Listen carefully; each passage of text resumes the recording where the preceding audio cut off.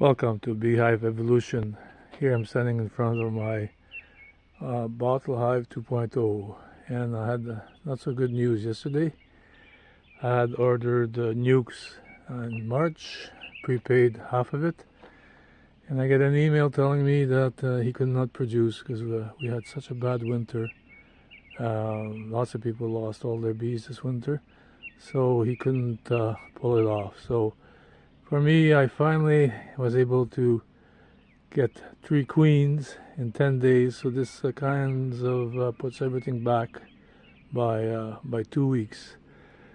So this is how it goes, and I'll let you know when I get the bees, and I'll put them in there. As you see, if you've seen the video, I nuked my big bottle.